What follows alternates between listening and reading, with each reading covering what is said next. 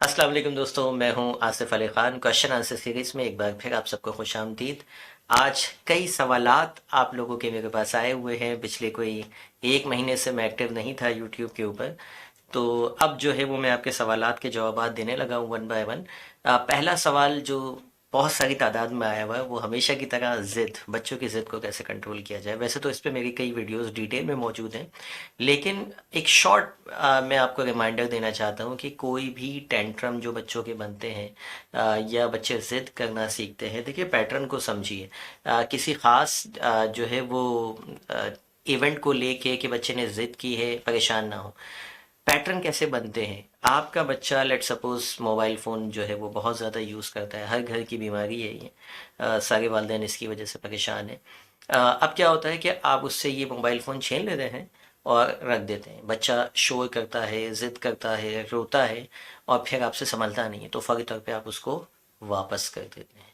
जैसे ही उसको ये वापस मिलता है ना, बस यहीं से ज़िद का आगाज़ शुरू होता है। बच्चा खुश हो जाता है और वो सीखता है कि अच्छा ये वो तरीका है जिससे मैं अपनी बात मनवा सकता हूँ। उसके बाद क्या होता है कि फिर 1-2 दिन में आप दोबारा उसे छीनते हैं और अब की बार वो पहले से ज़्यादा जो है वो शोर करता है। क्यों? क्योंकि उसको पता है कि पिछली बार भी चीखा था, तो अब पिछली बार जहाँ एंड हुआ था वहाँ से वो शुरू करता है। ठीक है? और चीखता है, चिल्लाता है और आप फौरी तौर पे जो है वो बेबस होकर उसको दोबारा दे देते हैं।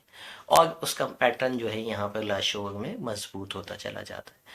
फिर तीसरी मरतबा आप इसी तरह से, कोई और ज़रूरी नहीं है सेल फ़ोन, कोई और चीज़ आप लेते हैं, बच्चा चीखता है, आप उसको वापस देते हैं और यूं बच्चा एक ज़बरदस्त किस्म का पैटर्न सीख जाता है कि अपने वालिदैन को किस तरह कंट्रोल किया जाए।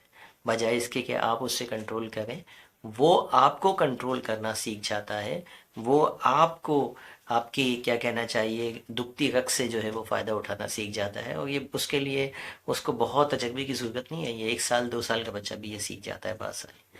तो इस पैटर्न को चेंज कीजिए। यानी अगर आप ले रहे हैं ना कोई चीज़, तो फिर इतनी आसानी से दे नहीं आप, यानी उसको कोई कंडीशन रखें कि ये काम करोगे तो ही मिलेगा, ये चीखने चिल्लाने से नहीं मिलेगा।